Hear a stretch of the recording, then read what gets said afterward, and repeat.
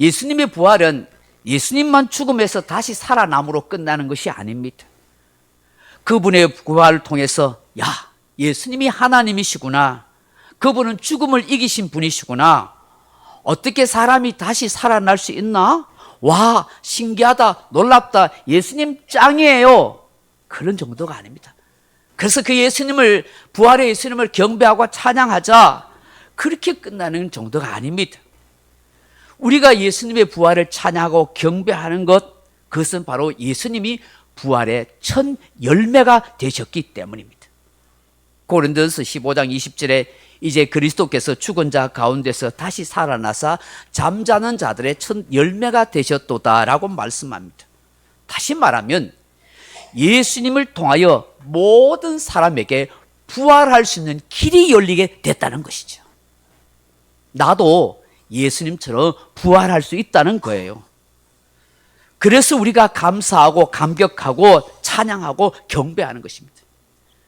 예수님의 부활은 모든 믿는 성도에게 생명의 부활이 된 거예요. 예수님은 살려주는 영이시기 때문입니다.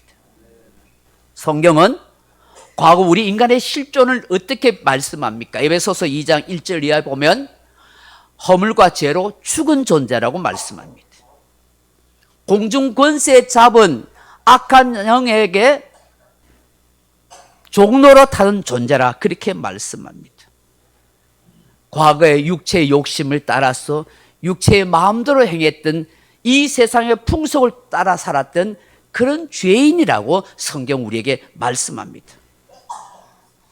예수 믿기 전에 우리의 과거의 모습, 우리가 인정하지 않더라도 성경은 허물과 죄로 죽은 존재라 하시는 것입니다. 이 세상의 풍조만을 따르며 내 육체의 욕심을 따라 살아가던 마귀의 종로를 타던 그런 인생, 본질상 진노의 자녀였다고 분명히 말씀합니다. 이것이 우리 인간의 실존이요, 예수 믿기 전에 우리의 과거의 모습입니다. 이 죄와 형벌에서 벗어날 길이 없는 인생이라는 것입니다. 그런데 어떻게 됐습니까? 고린도전서 15장 22절 이하에 보시면 아담 안에서 모든 사람이 죽은 것 같이 그리스도 안에서 모든 사람이 삶을 얻으리라 그렇게 말씀합니다. 부활의 새 생명을 예수님을 통해서 얻게 되었다는 것이죠. 그런데 제가 왜 생명의 부활이라고 말씀한 줄 아십니까? 이건 아주 중요한 거예요. 생명의 부활이라는 것은 예수님께서 요한복음 5장 28절 이하에 이런 말씀을 하십니다. 이를 놀랍게 여기지 말라. 무덤 속에 있는 자가 다 그의 음성을 들을 때가 오나니 선한 일을 행한 자는 생명의 부활로, 악한 일을 행한 자는 심판의 부활로 나오리라 그렇게 말씀합니다. 여기에 생명의 부활과 심판의 부활은 영생과 영벌을 말씀하는 거예요. 여러분, 이 땅에 태어난 모든 인간들은 다 죽습니다. 그런데 죽음으로 끝나는 인생이 아닙니다. 그런 운명으로 끝나지 않습니다. 어떤 인생을 살았든지, 부자로 살았든지 가난하게 살았든지 권력자로 호령하며 살았든지 노예로 살았든지 행복하게 살았든지 비참하게 살았든지 그 누구 할 것 없이 사람은 다 죽습니다. 그리고 반드시 창조주 하나님, 심판자 하나님 앞에서 심판을 받는다는 사실입니다. 내가 인정하고 싶지 않아도 사람이 죽는 것이 분명한 사실이듯이 사람이 하나님 앞에서 심판하는 것도 분명한 사실입니다. 그의 신앙을 따라 그가 살아온 삶의 행위대로 반드시 인생의 결산의 때가 있다 하는 것입니다. 그런데 예수 그리스도를 믿는 믿음을 따라 산 성도들은 생명의 부활로 영생의 나라 천국에 들어간다는 것입니다.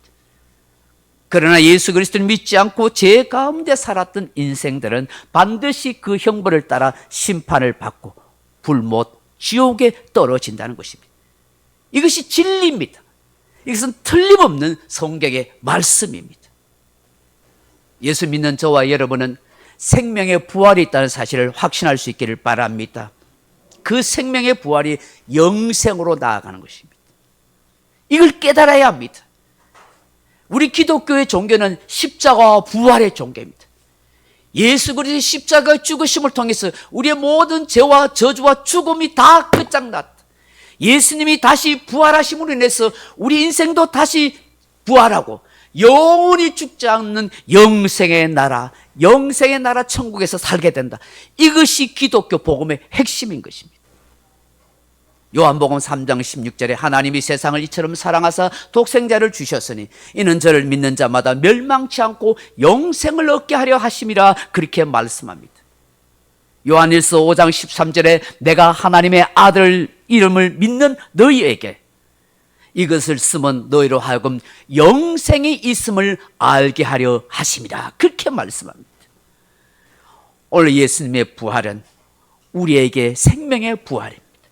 영생이 있음을 알려주시는 굿뉴스인 것입니다. 이것 때문에 우리가 이 부활절에 감사하고 찬양하는 줄로 믿습니다. 생명의 부활이 있다는 것을 확신하며 살아갈 수 있기를 바랍니다.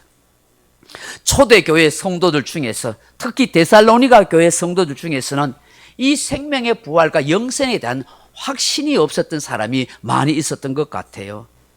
그런 사람들에게 확신을 주기 위해서 사도 바울이 이 서신을 기록하고 있어요.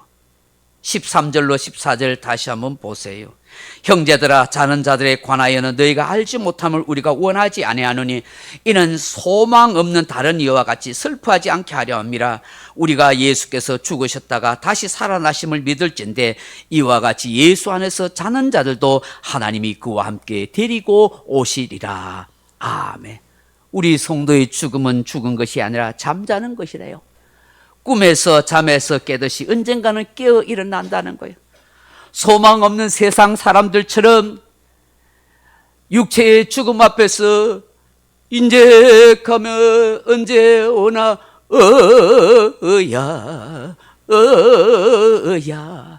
이런 인생이 아니라는 거예요. 영영 이별 인생이 아니에요. 예수님 믿는 우리 성도들은 다시 하늘나라에서 다 만나는 축복의 주인공인 줄로 믿습니다. 언제 가면 다시 오냐 아니에요. 우리는 예수 안에서 만나는 거예요. 천국에서 영원토록 만나는 거예요. 나의 부모, 나의 형제, 나의 사랑하는 성도들 다 천국에서 만나니까 소망 없는 저 세상처럼 사람처럼 인제 가면 언제 가냐고 곡하는 그런 사람들처럼 너무 슬퍼하지 말아라. 주님이 다 그들을 데리고 와서 생명의 부활로 다시 만나게 된다. 이런 은혜, 이런 축복을 저와 여러분에게 주신 줄로 믿습니다. 이것이 예수님의 부활이 주는 첫 번째 영광의 파노라마입니다. 예수님의 부활이 당신에게 생명의 부활로 나타납니다. 할렐루야. 한 걸음 나아가서 예수님의 부활이 영광의 파노라마가 되는 것은 무엇입니까? 모든 것을 참으면서도 은혜로 감사로 여기는 자아의 부활입니다. 어느 교회 목사님 설교 가운데 이런 이야기를 해요. 어느 좀 규모가 있는 교회에 주차장이 적어가지고 주일마다 이 교회 여러 성도들이 차를 대는데 애를 먹었다고 해요. 우리 교회도 그렇습니다만은. 근데 이 주차장이 적어서 교인들이 이렇게 와서 예배 드리려 하는데 참 불편하죠. 그래도 성도들이 거기에 적응하면서 큰 불평 없이 그렇게 교회 주차하면서 요령껏 그렇게 다녔다고 해요. 근데 교회 옆에 큰 땅이 있었는데 이것이 어느 불신자의 소유였어요. 그 어느 날 이 사람이 무슨 감동을 먹었는지 교회 와서 주일날만큼은 무료로 사용하세요 하고 그렇게 허락을 해줬다는 거예요. 이게 얼마나 고맙고 감사한 일이에요. 무상으로 주일마다 사용하라니까 교회는 주차장 문제가 깨끗이 해결되잖아요. 너무 좋죠. 믿는 성도도 아니에요. 불신자 땅 주인이 그렇게 착한 마음으로 그저 사용하라고 한 거예요. 그래서 그때부터 교회는 주일마다 고생하면서 주차장 문제 때문에 고민하고 왔다 갔다 할 것 없이 깨끗이 해결됐어요. 그렇게 2년, 3년을 그 주차장을 무료로 잘 사용한 거예요. 그런데 말입니다. 이상하게도 1년 52주일이잖아요. 그런데 이 주인이 52주 중에서 51주는 사용하고 한 주는 사용하지 못하도록 한 거예요.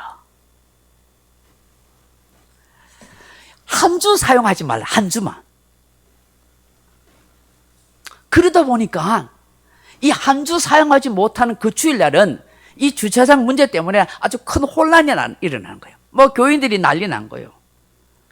그러다 보니까 이 성도들 중에 어느새 불평이 시작되는 거예요. 왜? 무엇 때문에 한 주를 사용하지 못하게 해서 우리를 이렇게 불편하게 하느냐, 그렇게 막 생각하고 불평하는 거예요. 그래서 그 중에 성질 급한 성도가 이 땅 주인을 찾아갔대요. 그 땅 주인에게 궁금해가지고 약간 따지듯이 물은 거예요. 땅 주인님, 51주를 잘 사용하는데 왜 한 주를 사용하지 못하게 합니까? 무슨 행사가 있습니까? 아니면 다른 일이 있습니까? 그렇게 약간 좀 불평하듯이 따지듯이 물었대요. 그러니까 땅 주인이 정색을 딱 하면서 이런 말을 하더래요. 1년 52주 가운데 51주를 무료로 잘 사용할 수 있으니 한 주 정도는 사용하지 않아도 되지 않겠어요? 그 땅 주인이 누구인지를 그래야만 알 것 아닙니까? 그렇게 이야기하더라는 거예요. 늘 사용하고 있으니까 자기들 땅인 줄, 교회 땅인 줄 생각할 수 있다는 거예요. 그래서 그 이야기다. 51주 무료로 사용하니까 한 주를 사용하지 못하게 해야 이 땅이 우리 땅이 아니구나, 주인이 있는 땅이구나, 그렇게 알 수 있지 않겠냐, 그렇게 이야기하더라는 거예요. 여러분, 우리 인간이 그래요. 모든 것이 다 주어짐에도 불구하고 감사하지 못하고 은혜로 여기지 못하는 거예요. 그 당연한 줄로 생각하고 살아가는 거예요. 그나마 불평이나 하지 않으면 다행인 것이죠. 이 사건을 통해서 이 목사님이 이런 깨달음을 갖게 됐대요. 하나님이 왜 에덴 동산에 선악과를 두셨는지 그 이유를 깨닫게 되었다는 것이죠. 하나님께서 에덴 동산을 두시고 그곳에 사람을 살게 하시면서 에덴 동산에 있는 모든 것을 네 마음대로 먹고 살아라, 그렇게 하셨어요. 유독 선악을 알게 하는 나무의 실과는 먹지 말라 하신 것이에요. 그것은 이 땅의 주인이 사람이 아니라 하나님이심을 잊지 않고 기억하기 위함이라는 것이죠. 더 나아가서 이런 깨달음을 얻게 되었대요. 우리에게 하나님이 모든 날을 주셨습니다. 6일 동안 열심히 공부하고 일하며 살도록 하셨습니다. 내가 하고 싶은 일은 무엇이든지 다 하도록 살게 하셨습니다. 그런데 딱 하루 하나님이 안식일, 주일을 지키라고 하십니다. 왜요? 그 주일을 지킴으로 모든 날 가운데 하나님이 우리와 함께 하신다는 사실을 기억하시기 위함입니다. 창조주 하나님, 생명과 구원의 하나님을 잊지 말라 하는 것입니다. 그래서 하루 종일 일주일 내내 바쁘게 6일 동안 바쁘게 정신없이 살지만 이 주일을 지킴으로 하나님이 계시구나, 내가 하나님의 은혜로 살아왔구나를 알게 하기 위함이라는 거예요. 우리가 열심히 일을 해서 돈을 벌 수 있습니다. 저축도 할 수 있고 주식에 투자할 수도 있고 마음대로 사용할 수 있죠. 먹을 것 마음대로 사 먹을 수 있고 입을 거 하고 싶은 거 마음대로 할 수 있어요. 그런데 그 돈의 주인이 누구인지를 기억하라는 것입니다. 10의 9은 네 마음대로 사용해라. 그렇지만 10의 1은 내 것이다, 하나님의 것이다. 네 돈, 네 재물 속에 하나님의 것이 있다. 네가 얻은 것, 네가 가진 것, 모든 것 하나님이 주셨다는 사실을 잊지 말라. 재물 얻을 능력을, 직업을 하나님이 주셨다는 것을 잊지 말아라. 그것을 항상 기억하라 하는 것이죠. 이 모든 것은 하나님과의 관계를 증명하는 것이라 하는 것이죠. 우리는 하나님의 은혜가 아니면 살아갈 수 없는 존재의 인생이라는 거예요. 우리가 매주일 이렇게 예배에 올 수 있는 것도 은혜 주셔야만 하는 거예요. 하나님이 은혜를 주셔야 다음 주를 또 살 수 있고 지낼 수 있는 것입니다. 오늘도 우리가 이 예배를 참석함으로 이것을 확인하는 거예요.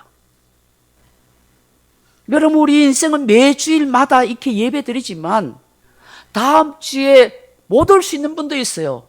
세상을 떠날 수도 있는 거예요. 무슨 일을 만날 수 없는 거예요. 그래서 매주 이렇게 예배 올 수 있다는 건 우리가 하나님의 은혜로 살아가는 거예요. 시간이 남아서 예배하는 것도 아닙니다. 돈이 남아서 하나님께 드리는 것도 아닙니다. 믿음으로 하는 것입니다. 내가 하나님의 은혜로 살았고 지금도 은혜로 살고 있으며 앞으로도 그 하나님의 은혜로 살아가야 한다는 것을 믿기 때문이죠.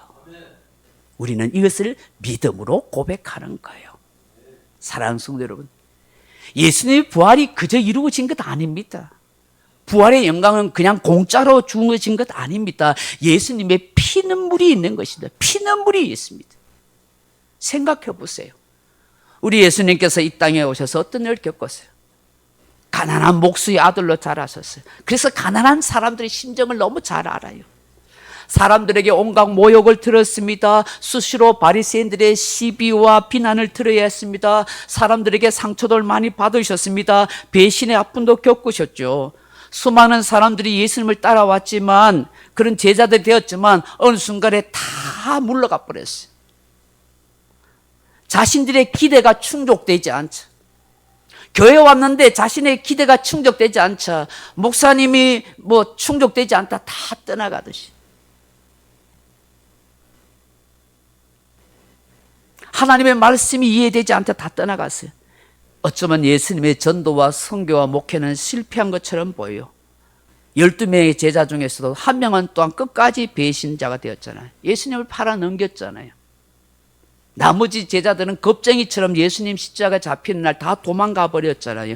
나 몰라라 하던 기회주의자처럼 그렇게 행동했잖아요. 그뿐입니까? 예수님은 가족들에게도 인정받지 못했어요. 불신을 받았어요.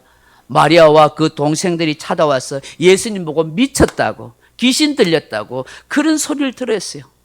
여러분, 이런 형편에 있었던 우리 예수님의 마음이 어땠을까요? 다 참아내셨어요. 그래서 여러분, 우리의 상처받은 마음, 배신당한 마음, 모욕당한 거 다 아셔요. 그거 다 참아내신 거예요. 그리고 십자가의 길을 묵묵히 걸어가셨어요. 이 모든 것 또한 사람을 위한 하나님의 은혜라고 생각한 거예요. 힘드셨지만 감사함으로 이 일을 감당하신 것이죠. 부활의 영광은 바로 이런 아픔과 고통 가운데 탄생한 것이란 말이에요. 예수님이 바로 성자 하나님과 세상에 구원을 주러 온 구세주라는 사실을 알려주신 것이죠. 그러므로 예수님의 부활이 주는 또 다른 파노라마를 우리는 이해해야 하는 것입니다. 부활의 그 영광에 함께 이루려고 한다면 우리 모두는 어떤 수치와 모욕도 참아내는 것입니다. 숱한 상처와 아픔과 배신도 이겨내는 것입니다. 그것을 하나님의 은혜로 볼 줄 아는 믿음의 눈이 열려야 하는 것입니다. 수많은 핍박과 고난도 감당해 가는 것입니다. 부활의 영광은 온갖 모욕과 상처와 불신을 견디고 이겨낸 승리의 흔적이기 때문입니다. 오늘 저와 여러분이 예수 그리스도로 말미암아 모든 것을 참으면서도 은혜로 여기고 감사로 여기고 산다면 그것은 진정한 자아의 부활로 나타나는 줄로 믿습니다. 그 사람이 주님의 부활의 영광에 동참할 수 있습니다. 그 사람이 구름 속으로 끌어올려 주와 함께 영원한 부활의 영광을 누리게 될 줄로 믿습니다. 이런 은혜가 저와 여러분 속에 함께하길 주의 이름으로 축복합니다. 마지막으로 예수님의 부활이 보여주는 영광의 파노라마는 무엇입니까? 다른 사람에게 힘과 용기와 위로를 주는 생활의 부활입니다. 여러분, 오헬리라는 사람이 쓴 단편 소설 마지막 입새라는 거 여러분 잘 아시죠? 그 책에 보면 수와 존시라는 두 소녀가 뉴욕의 한 다락방에서 함께 살면서 예술가의 꿈을 키워가고 있었습니다. 그런데 겨울이 오자 이 존시라는 소녀가 폐렴에 걸려서 생사의 갈림길에 서게 되었습니다. 이 절망한 소녀는 그 침대에 누워서 창밖에 있는 그 담쟁이 넝쿨에 그 잎이 가을에 하나씩 떨어지는 걸 보고 나의 생명도 이렇게 다해 간다고 그렇게 생각했습니다. 의사는 소녀의 육체의 병보다 마음의 병이 더 절망적이라, 더 치명적이라 그렇게 이야기하고 진단합니다. 이 소식을 평생 삼류화고로 지냈던 배어머니라는 사람이 듣게 됩니다. 이 두 소녀를 참 아끼고 있었습니다. 이런 아픈 사연을 알았던 이 화가 배어머니는 폭풍우가 몰아치는 그 밤에 마지막 그 덩굴에 잎이 떨어지는 그 운명의 순간에 그가 그 담에 가서 그걸 아름답게 그 마지막 잎새의 그림을 그리게 됩니다. 폭풍우가 몰아치고 난 뒤에 마지막 그 남은 잎새가 떨어진 줄 알았는데 그 잎새가 남아있는 것을 이 존씨라는 소녀는 그걸 보게 됩니다. 그러면서 마음에 의지가 생깁니다. 살고 싶은 마음의 의지가 생깁니다. 그 의지를 통해서 이 존씨의 병세는 조금씩 호전되어 갑니다. 그러나 폭풍우 속에서 추위를 무릅쓰고 마지막 잎새를 그렸던 그 배어머니는 오히려 폐렴에 걸려서 죽음을 맞이하게 됩니다. 다시 살아난 소녀는 훗날 그 잎이 자신의 생명을 살리기 위한 배어머니의 마지막 잎새였다는 사실을 알게 됩니다. 그 소녀의 슬픔과 아픔을 공감하는 그 배려의 마음이, 그 누군가를 살리기 위한 그 희생의 마음이 이 소녀를 살린 것입니다. 여러분, 예수님의 부활이 바로 이와 같은 것 아니겠습니까? 성경이 말씀하신 부활은 단지 예수님의 육신이 죽었다고 살아나는 정도가 아니라 우리가 한번 예배드리고 찬송하는 것으로 끝나는 것이 아니라 계속해서 부활의 삶을 살아내는 것입니다. 생활의 부활로, 부활의 생활로 나타나는 것입니다. 내 영혼이 부활의 생명으로 살아나는 것뿐만 아니라 다른 사람을 살리는 일을 하는 것입니다. 다른 사람을 살리는 일은 무엇입니까? 예수 그리스도의 복음으로 다른 사람을 살리는 생명의 부활, 생활의 부활이 되어야 하는 것입니다. 더 나아가서 낙심된 자에게 용기를 주고 위로하는 것입니다. 위로는 공감과 배려가 있을 때 가능합니다. 공감이라는 것은 사람의 마음을 읽어주고 같이 아파하고 이해심을 가지는 것입니다. 배려는 구체적으로 상대방을 위해서 상대방이 원하는 말이나 행동을 하는 것입니다. 이게 참 어렵지만 우리는 그렇게 해 나가야 하는 것이죠. 오늘 본문 18절에 뭐라고 말합니까? 서로 위로하라고 말씀합니다. 누가 먼저 할 것 없이 우리는 서로 위로받고 위로해야 하는 하나님의 사람입니다. 부활의 소망, 부활의 영광을 가진 사람이라면 우리는 서로 위로하면서 생활의 부활로 함께 하나님의 나라를 이루어가야 하는 줄로 믿습니다. 이런 부활의 영광의 파노라마가 우리 모두 속에 함께 하기를 주의 이름으로 축복합니다. 말씀 맺습니다. 사랑하는 성도 여러분, 사오로 만나에 보시면은 어미 양이 잃은 눈이라는 제목의 글이 있어요. 양을 많이 기르고 있는 호주에서 일어난 사건을 적고 있습니다. 어느 날 목동이 언덕 위에서 이렇게 놀고 있는데 이 양떼들을 이렇게 지켜보고 있었겠죠. 그런데 하늘에서 큰 독수리가 날아와서 그 어린 양을 낚아채 가려고 하는 거예요. 그 옆에 있던 어미 양이 자기 새끼 양이 독수리가 낚아채 가는 것을 가만히 보고 있을 수 있겠습니까? 비록 싸울 힘도 능력도 없는 어미 양이지만 이 새끼를 잃어버리지 않으려고 독수리와 막 싸운 거예요. 버틴 거예요. 결국 독수리는 완강히 저항하는 이 어미 양 때문에 포기하고 날아갔습니다. 목동이 이걸 보고 헐레벌 때 뛰어왔어요. 목동이 그 어미 양과 새끼 양을 달려왔을 때, 새끼 양에 달려왔을 때 이미 화가 난 독수리가 그 날카로운 이 발톱을 가지고 어미 양의 두 눈을 찔러버린 거예요. 그래서 어미 양의 두 눈에 피가 나면서 이 어미 양이 두 눈을 잃어버린 상태로 있었던 거예요.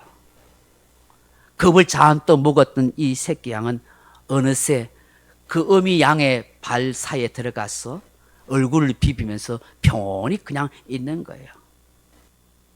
이 목동이 이 장면을 목격한 거예요. 그래서 한동안 떠나지 못했대요. 눈을 잃어가면서 그 새끼 양을 지켜낸 그 숭고한 그 어미 양의 그 사랑의 마음, 그 어미 양이 자기를 지키려고 두 눈을 잃어버린 채 그렇게 했음에도 불구하고 그걸 모르고 있는, 그러면서 그 어미의 그 발밑에서 편안히 지내고 있는 그 새끼 양을 바라보았다는 것이죠.